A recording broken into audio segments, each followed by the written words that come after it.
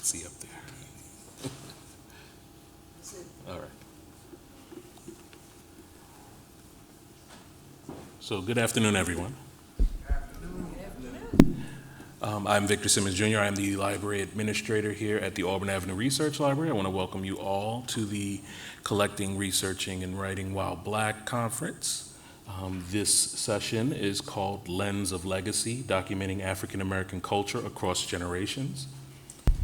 The coming together of African American photographers from different generations to discuss their motivations, experiences, and the impact of their work in documenting African American culture.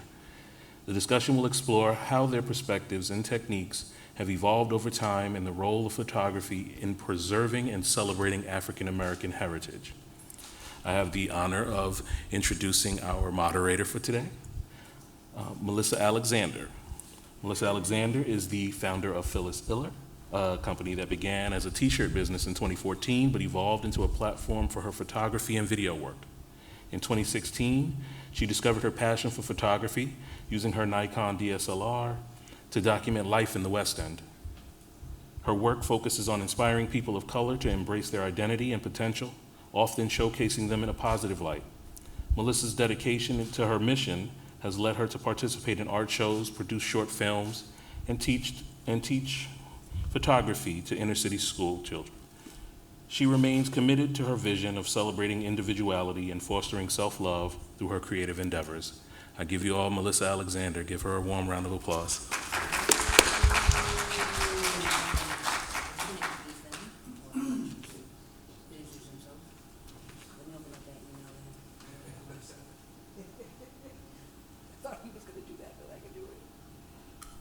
How's everyone doing tonight?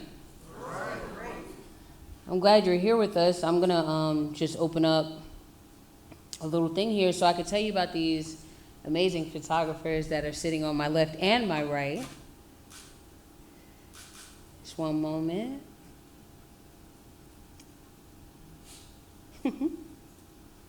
I thought that Victor was gonna be introducing them, but apparently that's gonna be on me.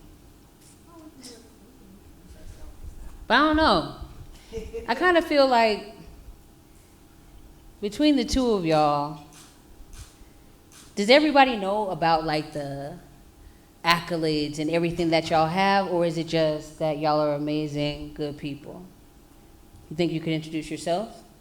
Or would you rather me read something? You do your job. Huh? Okay. All right, we could do that.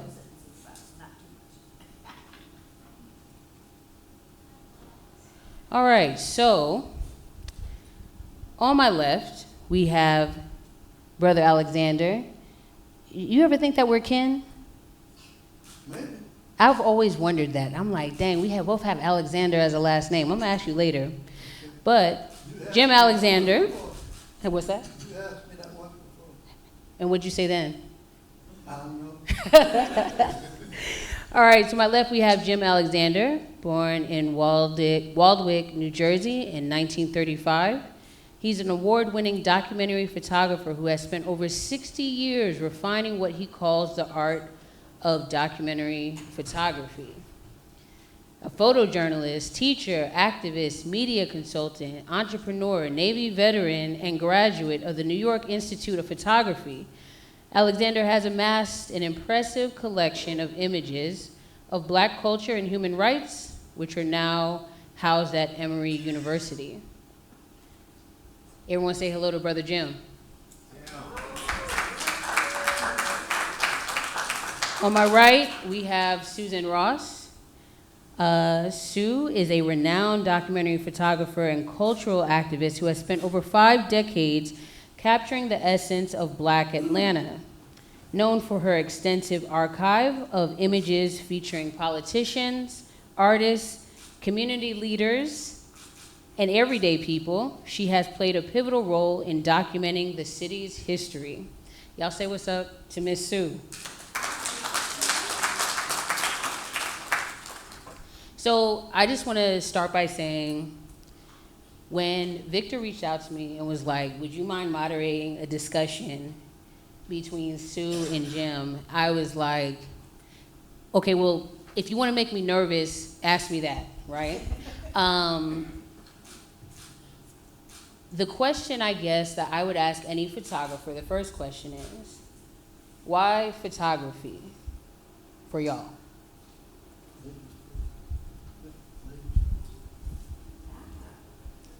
Why photography? Is my mic on? Did you press the button up? Let's see. Hello. Oh, it's a big difference. Why photography? I don't know. Photography found me. You know, I don't know that I found photography. I've never actually studied photography, but I've had a camera since I was very young and always took pictures of whatever we were doing around. I'm the daughter of a social worker and a cultural anthropologist. And those two things, that community service and that cultural anthropology, combined to make me into the photogrill.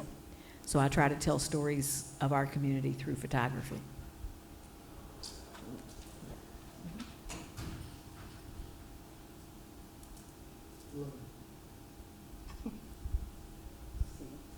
You gotta push it up. Let me see. That looks like it's up. Oh, It is up? Got a little thing right there. Test? Test? Okay.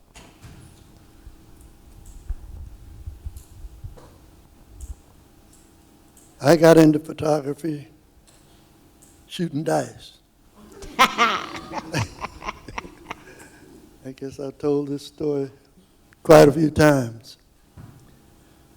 I went in the Navy when I was 17, and the first weekend, we didn't have much to do when I went to boot camp.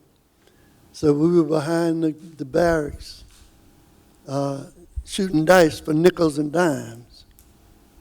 I rolled a 10, and this guy said, "I bet you can't make it. I bet you $10." I said, "Bet." I didn't have $10. He didn't either. I rolled the 10. I said, "Give me my money." He said, "Here, wait a minute." He went in the barracks, and he came back. I thought he went in there to get my money. He came back with this little yellow box. And he said, "Here, this is a camera. Hold this till payday, and I'll give you your $10. I said, "All right." He said, "It's a camera." He said, "My mother told me to bring it. I ain't taking no pictures." I said, "All right." So payday came. We didn't get but $10. He said, "I ain't giving you my $10. He said, "You keep the camera." He said, "I need cigarettes and this and that and all that." I said, "All right, fine, good." So I went over to the PX and bought a roll of film. And the guy showed me how to put it in the camera and stuff. And I started taking pictures of the guys for 50 cents. It didn't cost me but about 50 cents for the whole roll of film. And I got 12 pictures out of every roll. And I said, "This is pretty good." So that's how I started. Okay, that was what I was going to be doing, telling you how I started. That's how I started. When did you, all right, because for myself, I didn't really start to call myself a photographer until someone told me they would pay me, right? I had been doing photography, like actually using a camera and documenting things for at least 4 or 5 years. But when someone said to me, "I'll pay you to do this thing that you would do for free," I was like, okay, well, maybe I can call myself a photographer now. So when did y'all take on the actual name of photographer, or has there ever been a difference to you in terms of documenting versus being called a photographer? I took pictures. You know, I didn't necessarily call myself a photographer for many years. And you know, because the people I knew that were photographers, which were people like Bud Smith, who I grew up with, and Jim, they were accomplished photographers. They were, you know, they had studied photography. And I basically picked it up, you know, primarily by doing it. And so I didn't consider myself, and for most of my early life, I took pictures with small cameras. I had Brownie cameras, I had Instamatics, I had Polaroids. I thought real photographers used SLRs, you know, and I wasn't a real photographer. But I did have an eye, and Tony Cade Bambara used to love the way I captured things, and she would always call me the eye. So, you know, I have to give it up for Jim, because the first time I ever exhibited, Jim put together an exhibition of about 10 of us who had never exhibited before, and we had an exhibit over at Spelman Fine Arts Building. And I guess that may be the first time anybody actually called me a photographer, was then. You said, I'm not a real photographer. So after everybody was complimenting her on the stuff that she exhibited, you know, I said, now you're a photographer. Yeah. Who else was in this show? And like, what year is it? Like, what year are we looking at? Isn't 1990s, 80s or something? Mid-'80s. Mid-'80s, okay. Yeah, mid-'80s. Are there any photographers that maybe we would know, or are they still active in Atlanta? Was Faye Bellamy in that show? Let me think. Yeah, Faye was in it. Faye Bellamy, she was a SNCC activist, but also a photographer. And I wish I knew what happened to her pictures, because I don't know what happened to her collection at all.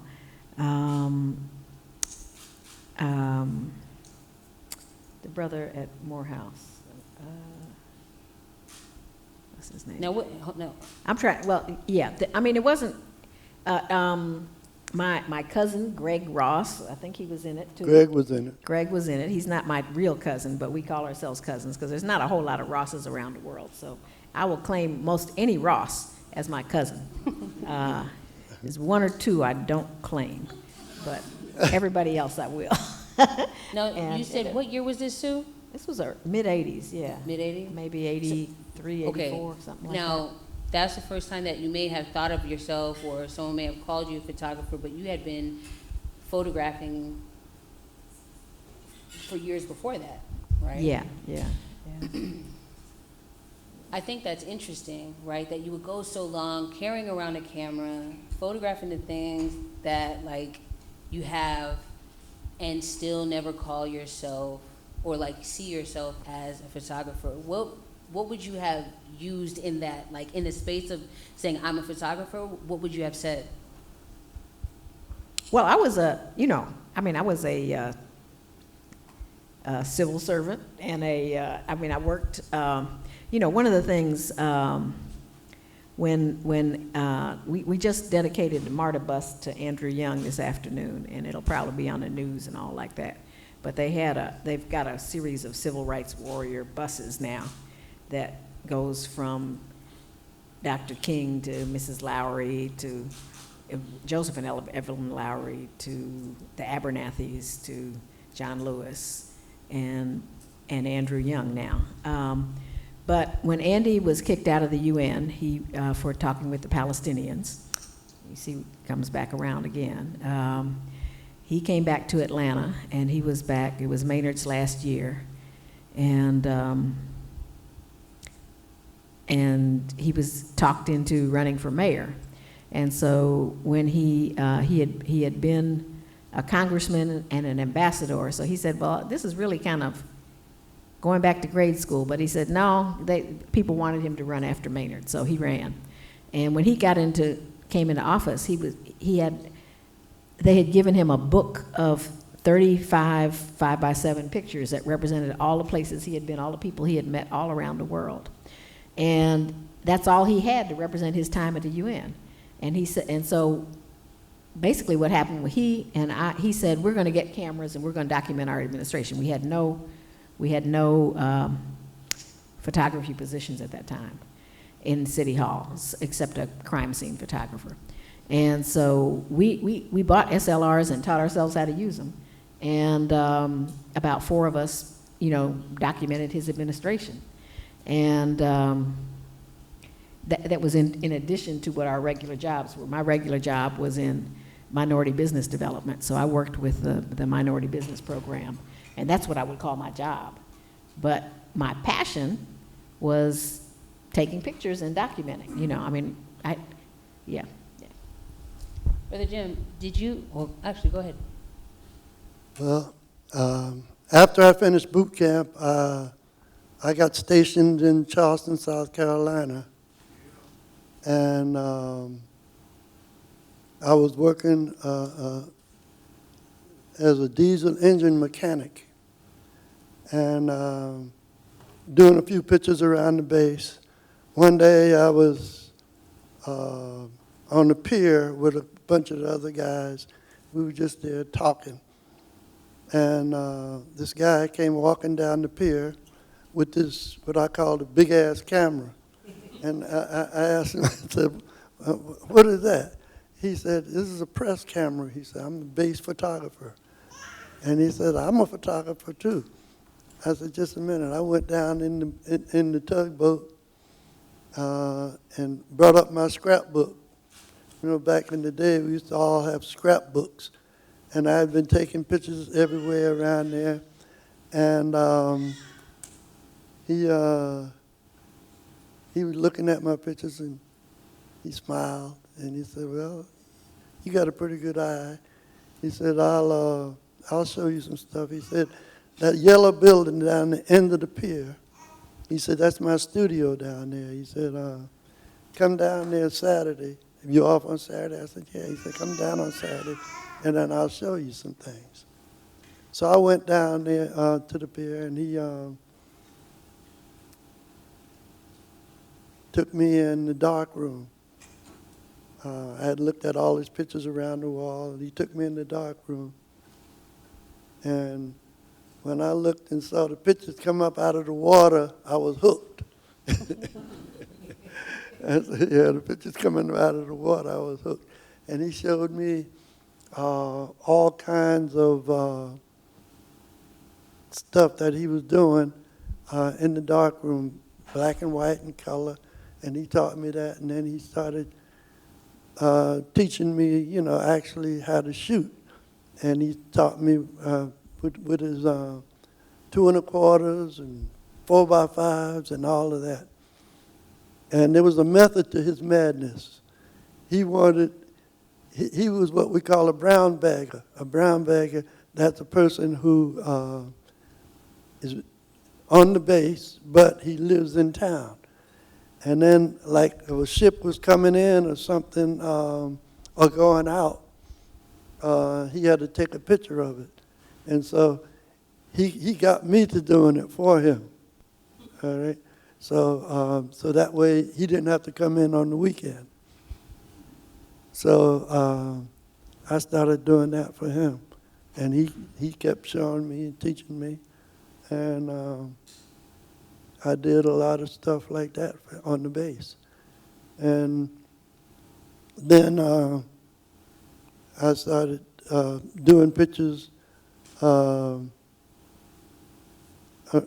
Charleston, in town.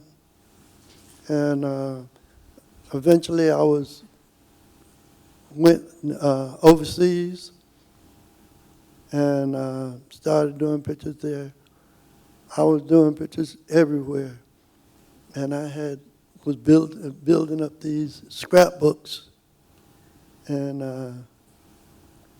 I don't know if I'm supposed to tell this part about myself or not. But anyway, I had, when I went to the West Coast and was stationed out in Long Beach, and I was going back and forth to LA all the time, me and a bunch of my cronies. and we rented a room in a rooming house for $9 a week. And I had all of my stuff up there at that rooming house. And the lady had a daughter there.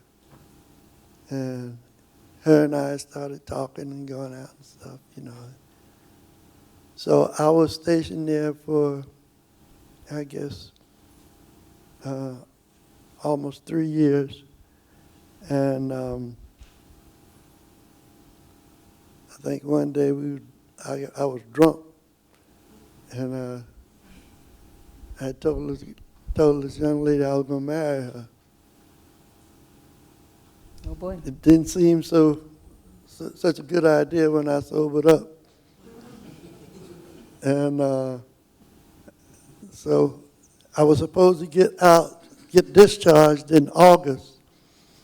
But in July, the ship that I was on was going back to the Middle East. This was in the 50s. And everybody who had less than 4 months to do got out early. So me and one of my buddies, we chipped in and bought a car for $500. And we said, all right, we're gonna drive cross country. He lived in Virginia. I lived in New Jersey. And he said, when we get to the East Coast, we're gonna roll the dice, and whoever won, the other one would buy the car from him, or vice versa, rather. Okay, that's a good idea. I didn't tell nobody I was getting discharged. That's the part I shouldn't tell. When I got discharged, I was easing my clothes out little by little. And when I got discharged, we headed cross country. When we got to New Jersey,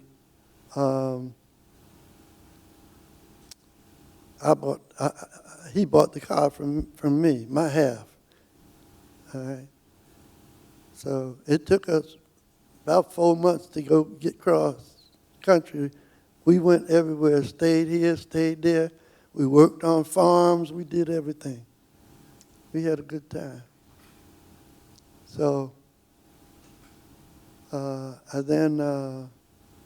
I got home, I kept my foolishness up.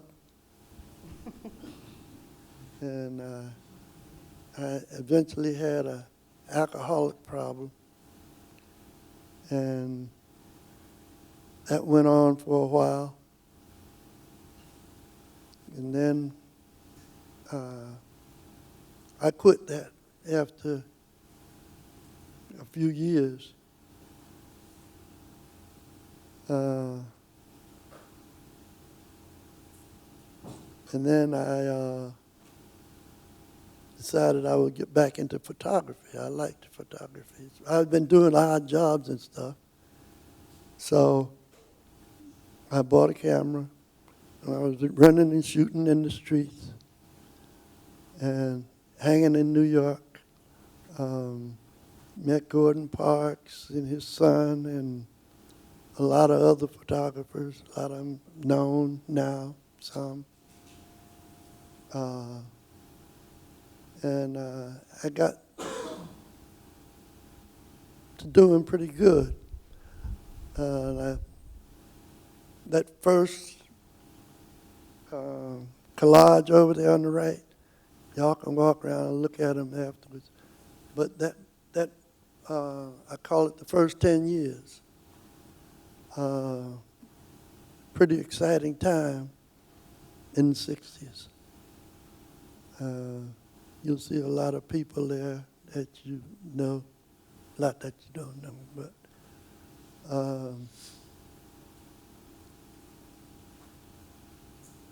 I eventually went to photography school, New York Institute of Photography. I had the GI Bill, so I went there and I started doing a lot of photography, commercial photography, but mostly I liked just shooting in the streets. One day when Dr. King was assassinated,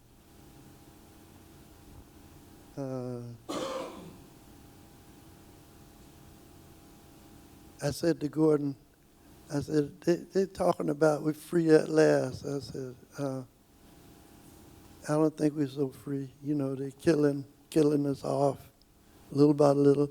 Everybody who's out there doing anything. I said, I'm just going to document us for 10 years and look at that. And Gordon said to me, well, James,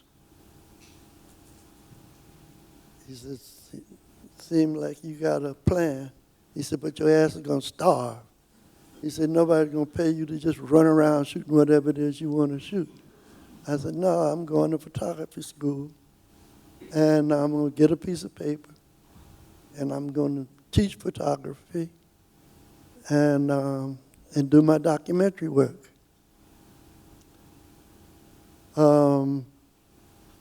Did it go like that? Yeah, it went like that. 20 years later,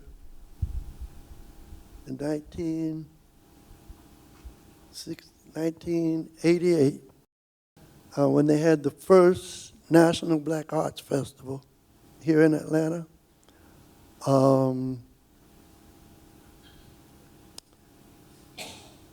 there was a lady here who was a curator. She talked to the National Black Arts Festival, told them she wanted to curate a show of my music work, the stuff that I had documented, a lot of black music. And they said, yeah. And Clark, I was a photographer in residence at Clark at the time. And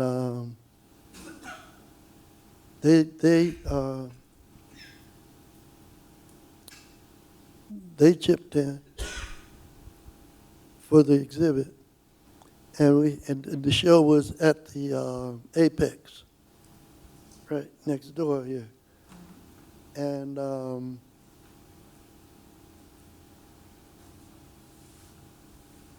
with that, Gordon came to my opening, and Sue, you were there, right?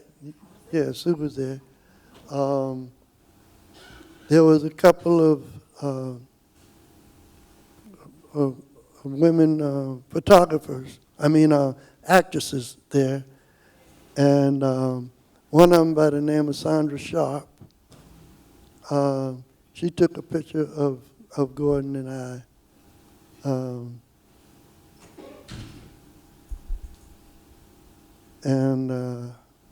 That picture went wild. It went everywhere. Yeah, that's the picture that she took, and I use it on my cards that I give out at my gallery. And so that brought me up to where I am now. Okay.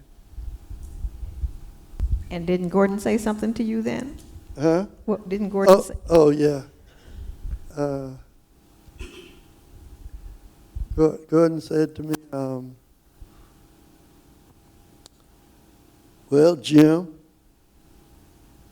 he said, you ran around and shot whatever you wanted to shoot. He remembered what he had said to me 20 years earlier. All right? That was one of the best things I've ever heard from someone. Yeah. I was kind of proud of myself. Definitely. Yeah. Mm-hmm. Yeah, well, that was two icons at one time in the, shoot. Okay. at one time at that show, you know. I mean, to have Jim walking around, he had about 40 large-scale color and black and white, I guess, Right. photographs of musicians of different genres, of jazz, of blues, of popular music, and to see him walking around with Gordon Parks, showing him the work, and for Gordon Parks to then, you know, basically cap it off by saying Jim did good. You know, that was a very exciting time. You know, when you talk about the photographers that have influenced you over the years, I mean, Jim got to actually work with Gordon Parks. I knew Gordon Parks from Life magazine. I knew him from, but you know, we had, I knew Money to Sleep from Ebony magazines, which we had in our house, and I knew Chester Higgins from his books. His early books that he had, The Black Woman, and there was a Black Man book too. So those are some of the photographers that, and Roy DeCarava from the book he did with Langston Hughes. I don't know if y'all have ever seen that, but there's it used to be a little book, and it's now in a big coffee table edition. But they portrayed a Harlem family, and Roy did all of the pictures. So, you know, in terms of people in photography that influenced me, and then I didn't really think about people in my family who influenced me, but I was also influenced by the family photographs we have. We have photographs going back to the Civil War period of black soldiers in their Union uniforms, just after the after the end of the Civil War, when they were, and some of them were from, most of them had joined the Union Army in the South and come back, moved north after that. But those are some of the things that drew me to photography. It didn't draw me enough that I thought I was having a career in it, but it was enough that it gave me an appreciation for how you can tell history through photography. That's I love that, because as I was listening to both of y'all, right, you moved around. I would love to hear more about this road trip between, you know, Cali and New Jersey. Not just yet, but That ain't got nothing to do with photography. it don't. But that's what I'm saying. I'm not gonna ask about it now, but that sounds very interesting. That would be a good movie. But when people think about photography, you know, they think about ads and they think about, you know, your marketing and all of these different kind of stuff.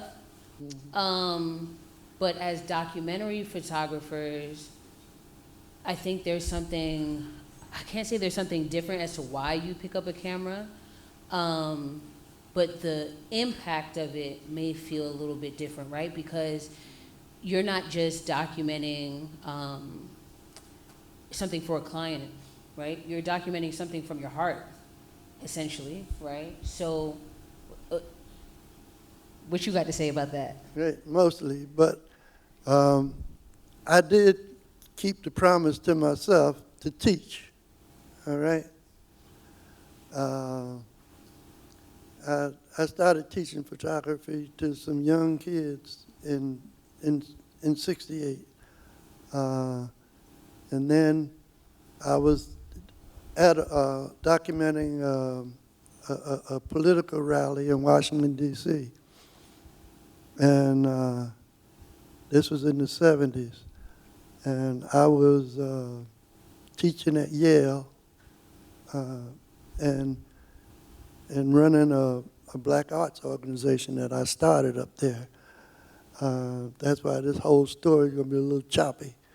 But anyway, when I was in D.C. in 76,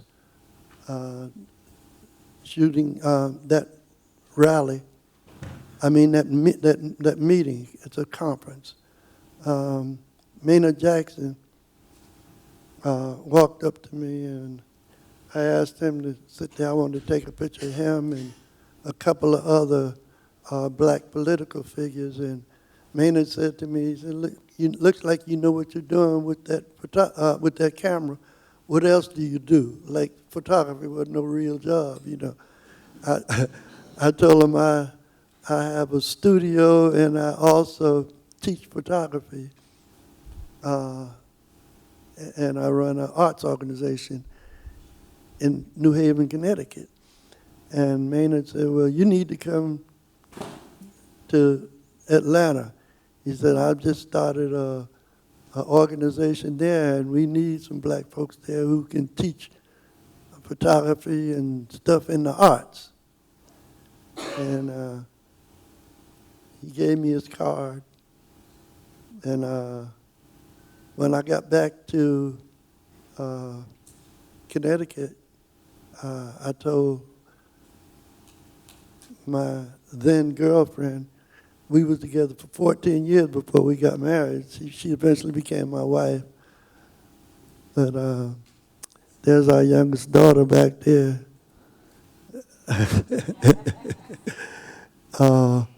So anyway,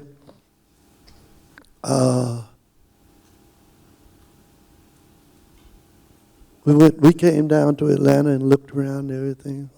We liked it. We stayed here for several days, maybe almost a week, I guess. And so then we moved to Atlanta, and I became the photography instructor at the Neighborhood Arts Center. They have a collection of that work from the Neighborhood Arts Center here in this repository here. So that's how I came to And is that one of the collages Atlanta. you have over here, the Neighborhood Arts Center? Huh? Is the Neighborhood Arts Center one of the collages you have over here? Yeah, there's a collage there. Mm-hmm. That's right. That goes over several decades. Some of the pictures from the Neighborhood Arts Center, and then pictures of some of the students and the artists. Let me see. Here's one of my former students from 1978. Raise your hand, Cheryl. There's another one back there behind you, right straight behind her. Okay. All right. And then there's other folks here who hung out in my studio, and then a couple mentees and mentors too, right? Okay. And my daughter was also one of my students at a program that that I ran at Nexus Contemporary Art Center, and there was one of my co-teachers back there. Connie, raise your hand back there. That's Connie. She's one of the cystography people along with Sue. All right. So, all right, move on. I'm glad you mentioned cystography. Look, Sue ready. Sue's ready. I would love for you to tell us about the collective and your role and all of that. Well, let me start before cystography. We had a group here in Atlanta called Zone 3, which was black men and women photographers. And we did workshops, we did exhibits, and we did, it just was a place for black photographers in Atlanta to get together. And one of the people that was part of Zone 3, along with Jim and Connie and Bill is here, Gerald Straw. But anyway, we one of the central people was Sheila Turner, the late Sheila Turner, and Sheila was a phenomenal photographer who documented a lot of the beginnings of hip hop photography around Atlanta, who as well as a lot of blues musicians and political figures. And Sheila had the opportunity to have a show at Marion Langley's Frames and Fine Art Gallery one summer. And at that show, she extended the opportunity to other black women photographers. And so we spent the summer kind of putting that exhibit together. And we had, the spring, I guess, his exhibit was in July. And we had the exhibit in July. And we had so much fun, we said, we need to keep this going. We want to start an organization. And so we started throwing around names for it. You know, we were kind of talking about sisters in photography and all like that. And so I shortened it to Sistography. And that became our name. And Sistography has been in existence since 1993, doing 2 to 3 exhibits a year, doing community service projects, and has just been a safe place for black women photographers. I think, we did find out, we didn't have a lot of spaces for blacks to exhibit at that time. We just created spaces. We would go to a neighborhood center, a community center, and ask them, could we show there? And we didn't have access at that time really to galleries, but we had access to all kinds of innovative places. Auburn Avenue has been home to some of our favorite exhibits, actually. We've been in Auburn. We try to exhibit here every 3 or 4 years. And I think we're exhibiting here starting in December or January. We have an exhibit that'll be coming up for Sistography at Auburn Avenue. But it's been a great organization. It's something that stretched me beyond being a picture taker to being a photographer. It was, and also stretched me into things I hadn't thought about, like mixed media projects and collective projects. You know, we did, Lynn Linnemeyer is, what does she call herself? A visual, well, it's not a visual storyteller, it's a visual something. It's like a visual archaeologist or something. I don't know, it's a visual something. And visual mythologist, that's what she calls herself. Because, Lynn did, for many years, a lot of the combination of painting and photography. She went to the Art Institute, I guess it was, and so she was quite an accomplished artist. And of course now she's doing primarily abstract art, but she still does a little bit of photography. But anyway, that stretched us in new directions. We create installations. We do. So it would be work on the walls, but also work in some context. We turned one of the rooms in the Hammond's house into like a child's bedroom. And anyway, it was that stretched me in a lot of different ways that I had never thought of or never considered. So it's been a good growing experience. People have flowed in and out of Sistography over the years. And but there's been a core that's been pretty central to it, and so it's a great organization. Well, and if you're a young woman photographer, you want to be involved, come on and join us. Yeah. Let me ask you this, Sue. Being a woman who's out here documenting, I mean, you have your collective, you have your crew, right? But it can be a heavily male-dominated field. Right? Whether we're talking commercial or we're talking documentary in general.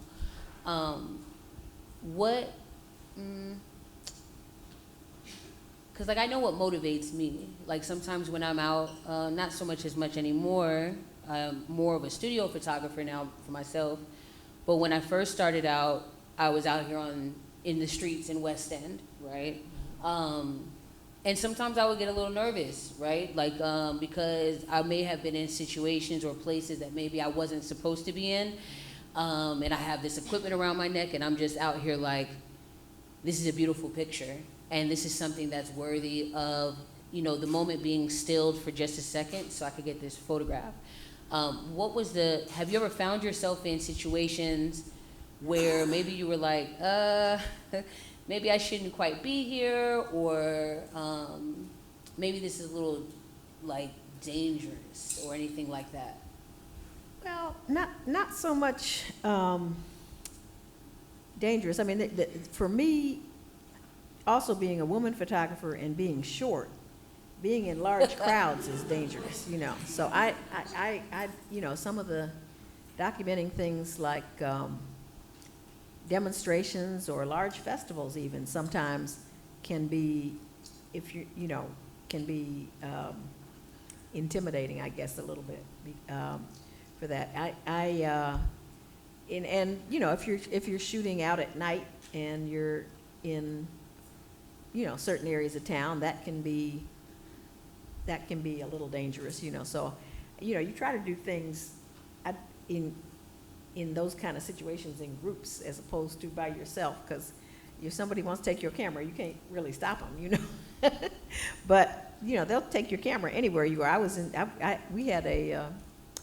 in City Hall in the communications office, and somebody supposedly in a secure area, and somebody said they were with the custodial staff and got access to it, and you know, took all of the city cameras. You know, I mean, they just ran off with them. You know, they were all gone. So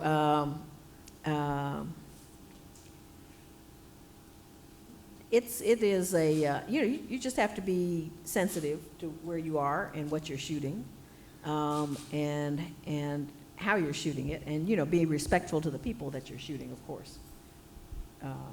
That can be difficult sometimes. Because if some people, if they don't want their picture taken, don't do it, you know. And if you, like, what is that like for you? That was something that was always a little funny for me, photographing people and they didn't know, right? That's why I kind of appreciated Jamel Shabazz's approach to photographing people on the street, because he was like, hey, do you mind if I photograph you? I had to build my courage up to ask those kind of questions. But how did you approach? I had somebody at a workshop one time ask me, so, Mr. Alexander, I get a little nervous sometime when I have to ask people to take their picture. I said, but don't ask me about it. I ain't never asked nobody. You know. You never asked nobody? I have never asked nobody So yet. What was your process with that? I had a camera. That was the process. And then you talk about your students being nervous or something. Let me see how many people had. I took you one time shooting with a Klan march, right? Roxville, Georgia. Yeah, took her. And then I had about 4 or 5 students of mine that I used to take all over to Klan marches and rallies. All right? All over. I've got a whole collection of anti-Klan photographs in my studio and gallery, and also had 4 particular students used to go with me all the time: John Ziegler, Harold Dobbs, Charles, and Jackie Clower. Yeah.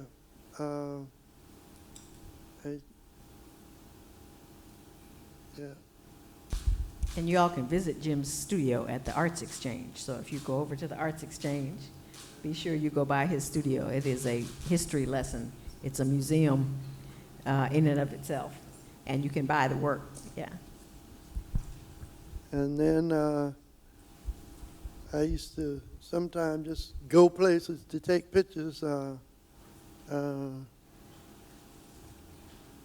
Vicky, who was my studio assistant back there for several years, we used to go different places. She brought a picture to me not long ago. Last week, she gave me, a week before last, a picture that she took of me. I went to shoot up at, we were doing a workshop up in the woods somewhere. And then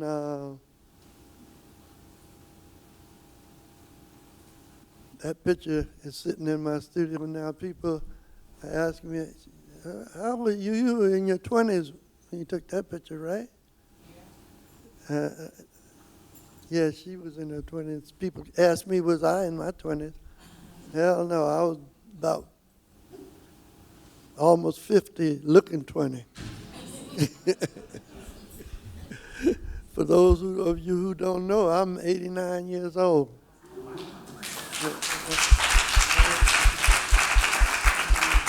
And then I have some other folks in here who look out for me, who think that I don't know what the hell I'm doing, or I might I might trip and fall or whatever. These two ladies right here in the front.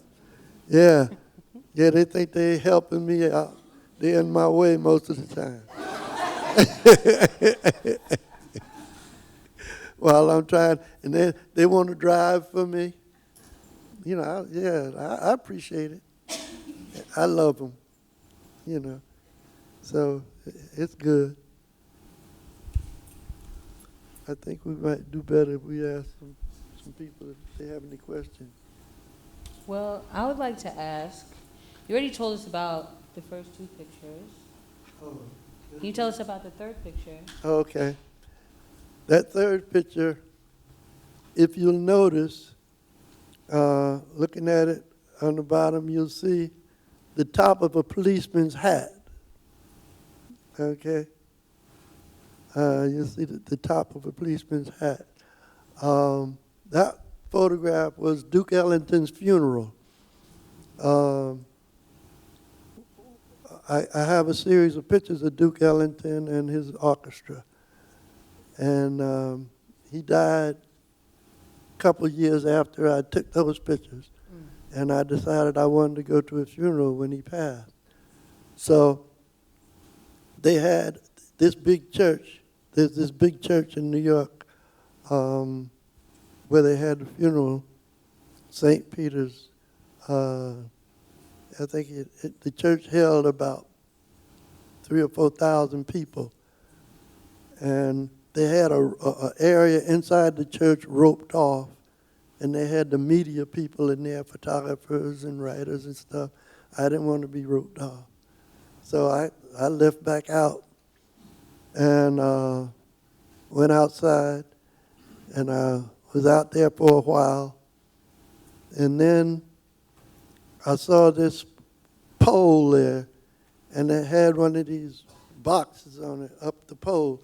Anybody ever been in New York where they have these alarm boxes that said, in case of fire, break glass? I shimmied up that pole, and I was able to get one leg and one cheek on that box, on top of the box, and I got my arm around the pole, and I sat there for 4 hours taking pictures, all right? And they had, I guess, about 3,000 or 4,000 people outside who couldn't get in the church, all right?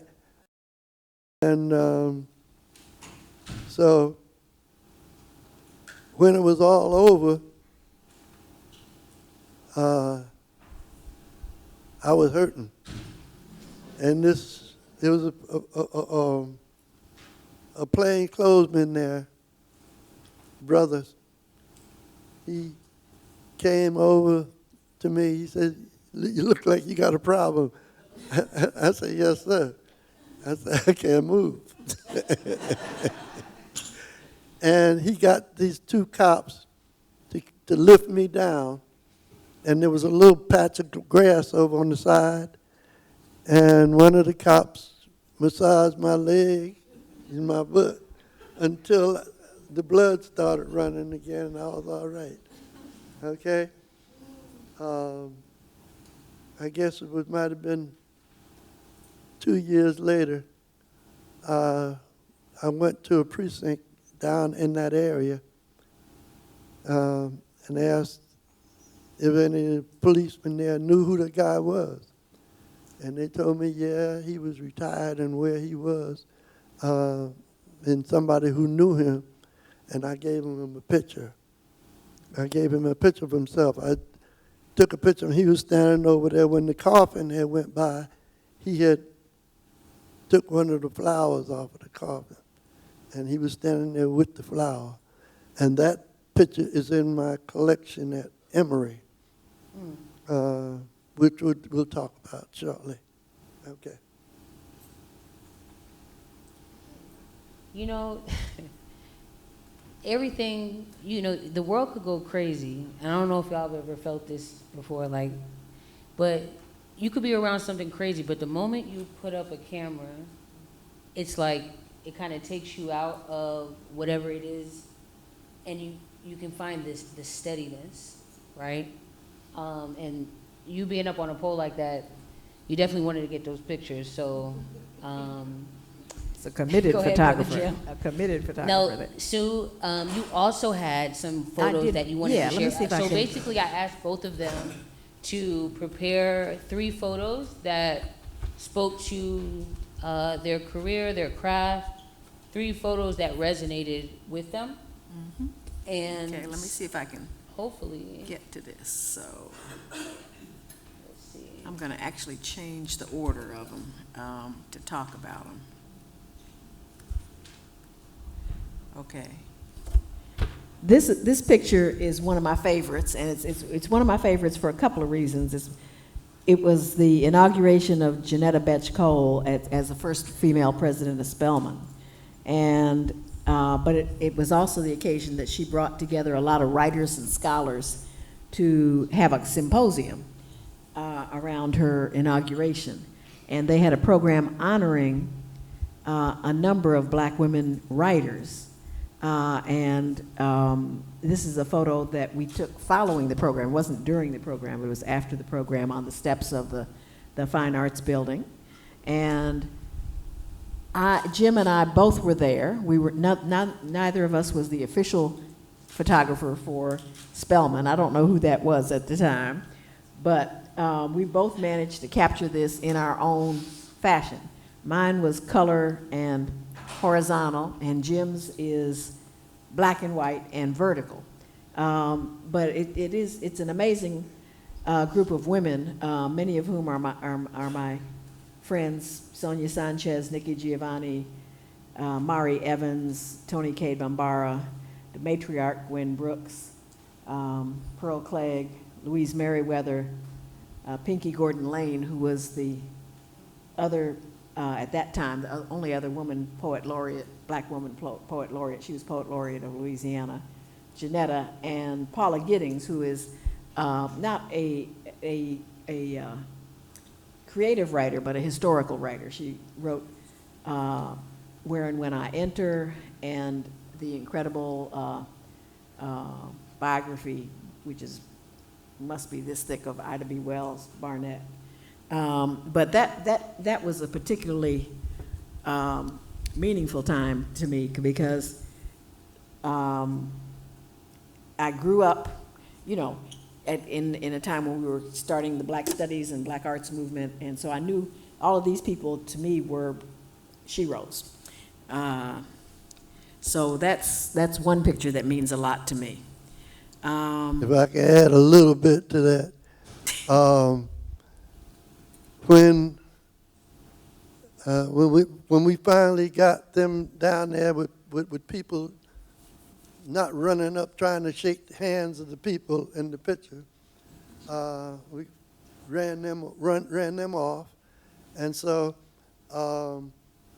up above them you can see just a little bit of a smiling face up there. You can't see that unless you look at the building. It was a sculpture. But when I decided I wanted to take a horizontal picture, I told Sue, I said, go ahead and get your picture. Sue went on and took her picture. And when I went to take my picture, I said to him, I got my camera all ready, vertical. I said, y'all look like you're getting hung.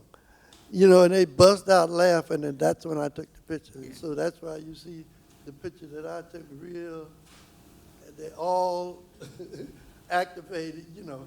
if I could see it that way. Yeah, Okay. yeah. Yeah. And this is a picture I call She Rose. This is three women who had a special bond that you don't really want to have, and that is that all of their husbands were assassinated as a result of their activities in the movement. You have Betty Shabazz, the widow of Malcolm X, Coretta Scott King, a widow of Martin Luther King, and Myrlie Evers Williams, the widow of Medgar Evers. And this was, it just tells you why you always need to keep your camera around, because we had been at, one of these interminable civil rights dinners. It was a Salute to Greatness dinner, and it had gone on for hours. And, we went to get something to eat afterwards. And because you don't eat during the banquet, there's too much going on. And so Ingrid Saunders Jones said, "Sue, don't you have your camera?" And I said, "Yeah." She said, "Well, let's go take some pictures, because this is a historic moment, And we went back up to Miss King's suite. This is probably now 1 or 2 in the morning. We're taking these pictures. And so it was a really special occasion. But they were actually very close friends that shared that kind of special bond. And this is my heroes picture. These are 4 of the 5 Black Atlanta leaders who have received the Presidential Medal of Honor. The other one was Hank Aaron. He wasn't able to be there that day, but this was for Joe Lowry's birthday when he was 93, I believe. And C.T. Vivian, Joe Lowry, John Lewis, and Andy. And, a year later, within a year, they had C.T., John, and Joe had passed. Joe passed first, and then C.T. and John passed within 24 hours of each other. So these are men who were stalwarts in the civil rights movement, but also liked to have a little fun. And they were having fun at this party. And Joe was dancing in his wheelchair. And the last one, I used to get frustrated because all of the young people were going out during COVID and taking pictures of the demonstrations after George Floyd and all of the police brutality cases that were happening. And I was older and was not about to get out in crowds, at that time. I wasn't ready to do that. But this was 2 days after the big riot in Atlanta, and we were driving around that afternoon to see what had happened. I look at all of the places that had been vandalized and places where people were, and we just were driving up Peachtree Street, and the demonstration came to me. And so we were driving up Peachtree Street, and then a demonstration came from the CNN Center and came down Peachtree Street, and we just stopped a car and stayed there, and I started taking pictures then. So I was able to get some pictures of the Black Lives Matter and George Floyd can't breathe things, but it was very frustrating during COVID not to be able to be out in the streets, so to speak. And this was kind of one of my first outings in terms of doing it. And I actually shot this all from inside the car. I shot the whole march from inside the car. But that was another fun, but it was another good experience. I don't know if you all want to see it, but I also did bring. Did most people get to see the video that the AJC did for Black History Month for me? I don't know. Well, it's a short video. I can show it, or I can wait until after the discussion and show it. Either way, go ahead and show it. Okay. All right.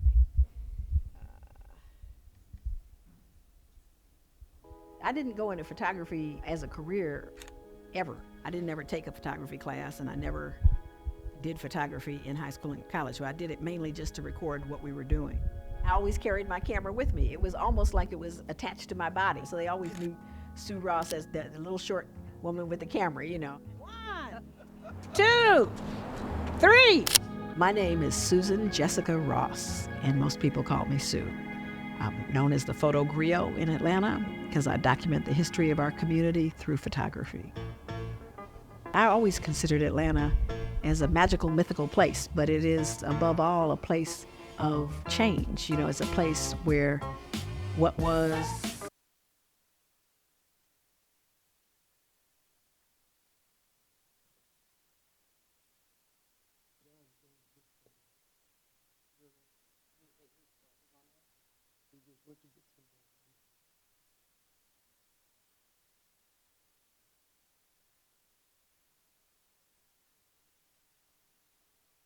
I didn't go into photography as a career ever. I didn't ever take a photography class, and I never did photography in high school and college. So I did it mainly just to record what we were doing. I always carried my camera with me. It was almost like it was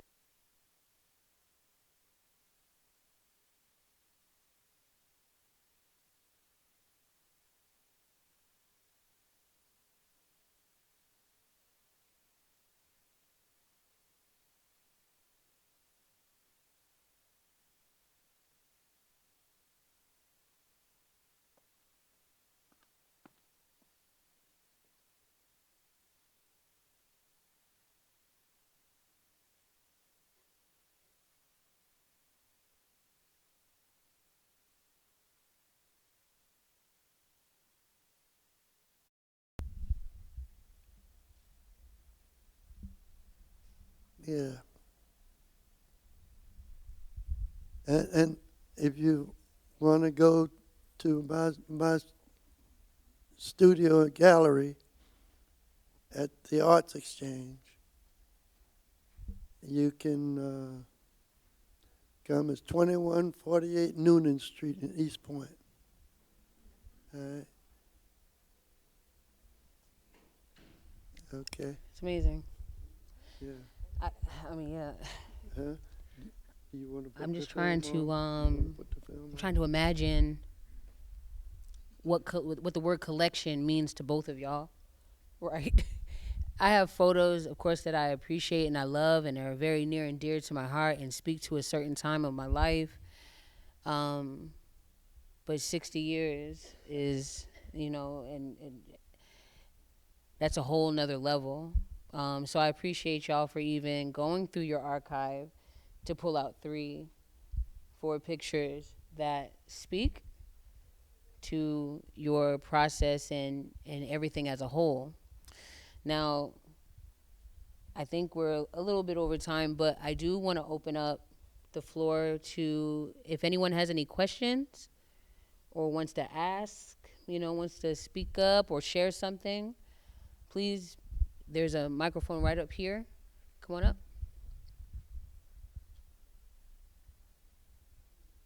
I think it's on.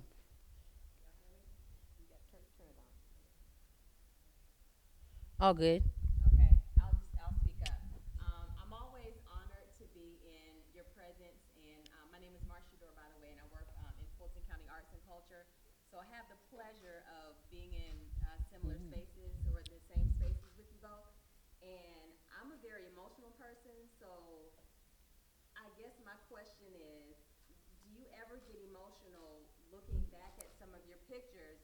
Because I get emotional and I wasn't even there, so I can imagine reminiscing about it and being in that moment and remembering what it felt like to be in that moment. Thank you. I guess I do sometime when I think about or look at and see situations and images of people and places that have moved on. Yes, you can't help but do that if you have feelings. Mhm. That's one thing about being around for 60 years, or doing pictures and stuff, you capture a lot of stuff that runs its course. Hmm. That's real. Hmm. What about you, Sue? Oh yeah, yeah. I get emotional. I get emotional looking at these pictures. Well, because some of the people have gone on to glory. And so, Gwendolyn Brooks is no longer with us, and Louise Merriweather, died at 100, and Tony Cade Bombara, who was my close friend. I used to. Tony used to have a big yellow house up on Simpson Avenue, and she would have her writer's workshop there. And then we were also both involved with the Atlanta African Film Society, so we had a lot of film stuff over at her house. And but my favorite times, looking at Tony, was just kind of being at her house, sitting on the steps that she had going to the second floor, and listening. Back when we didn't have cell phones, we had phones with long cords, and she would be talking to Toni Morrison or Maya Angelou, and I would get to listen to the conversation. It was cool. That was cool. Those things are emotional. Toni, unfortunately passed in 1995, and so she's been gone a long time, but she's still with us. Her daughter is here in Atlanta, an activist today. Her granddaughter, her daughter is preserving her legacy through a foundation. So yeah, those things. I'm called upon a lot to get pictures together because people are passing on. I pulled some pictures of Thelma Wyatt Cummings the other day for her family, and it's good to be able to pass on happy memories to people when their loved ones have gone. Yeah. Any other questions, y'all? Yeah, Victor's standing over there waiting to throw us out of here. So. 5 minutes. Okay. Who's got the best question? Come on, Cheryl. I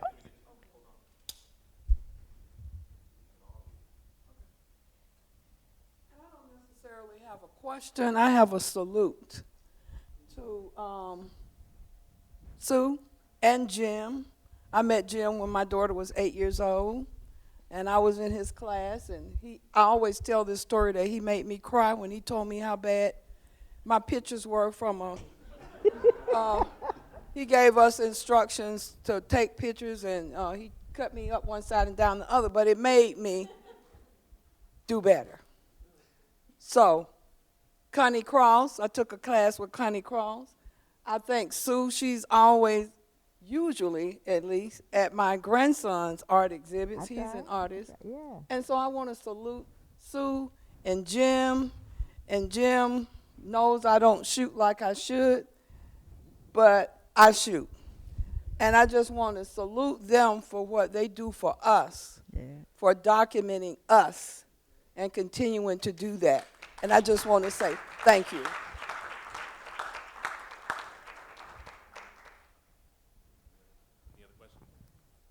Thank you, Cheryl. I felt bad after cutting you down all that, and you became one of my favorite people.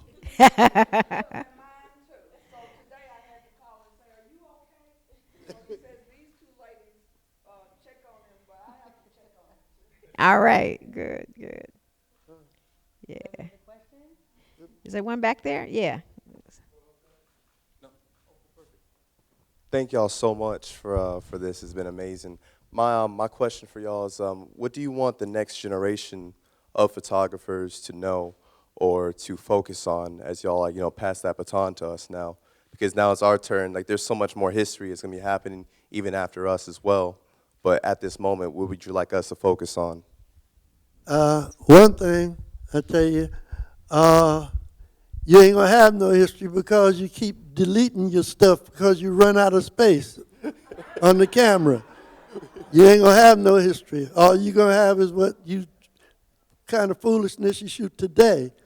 All right, and because any kind of history that you had at an event or whatever, you delete it to make room.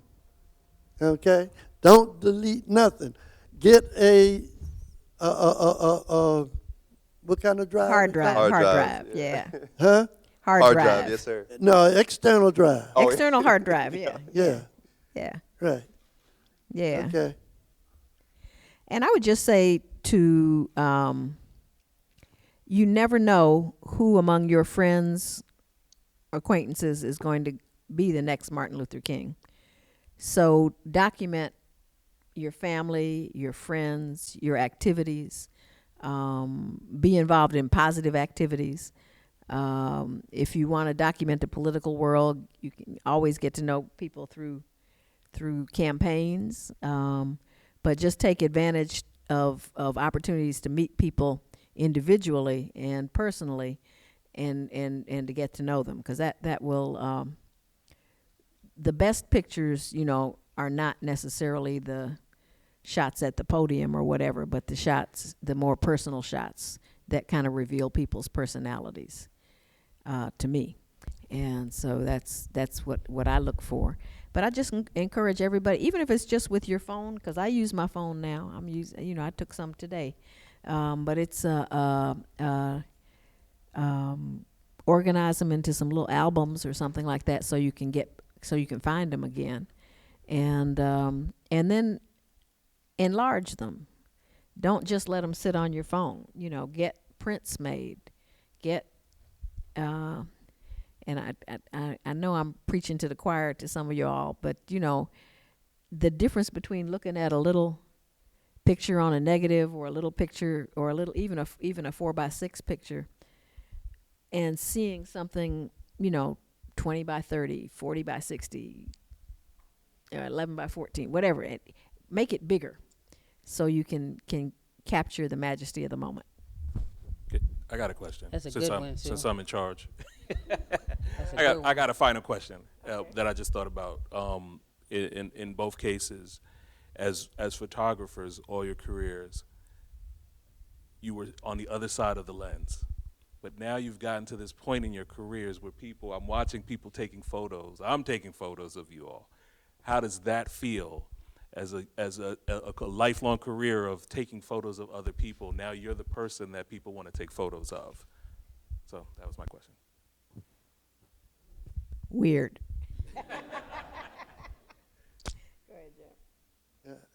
I'm used to it now. Yeah, it's it is different. It's different being on this side of the camera, and talking to people from this side. But I'm not quite as old as Jim, but I'm not far behind him. I'm 72, and at this age, you realize that you have some things to pass on to other people, and they're not going to get it unless you do. I love to go speak to elementary schools and high schools, and talk to kids, and just talk to anybody. I mean, I'm willing to talk. So, but it is a little daunting to kind of be on this side. When they told me they wanted me to be a Black History Month story, I said, I'm not old enough to be Black History. I said, shoot, what are you talking about? Black history, that's Martin Luther King and all that stuff. But it's important. Mm-hmm. I have a friend who is a photographer himself, and he I got an award the other day. Sue and I both got an award Saturday, and this friend of mine got in touch with me and said he thinks he missed some history.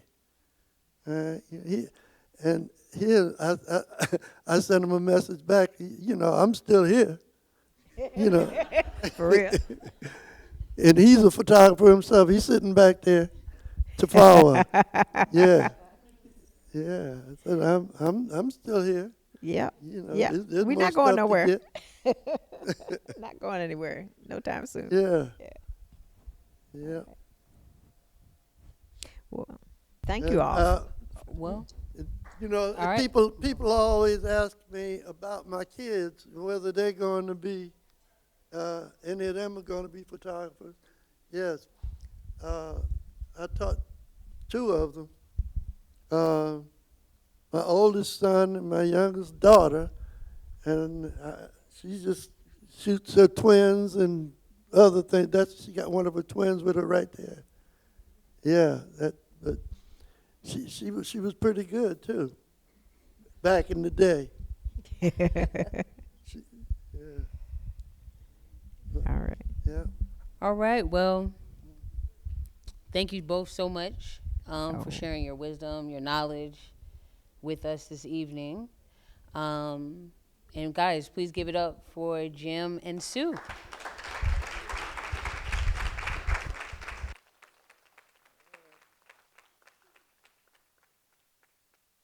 There's another great photographer right there. Yes, that was standing right over there.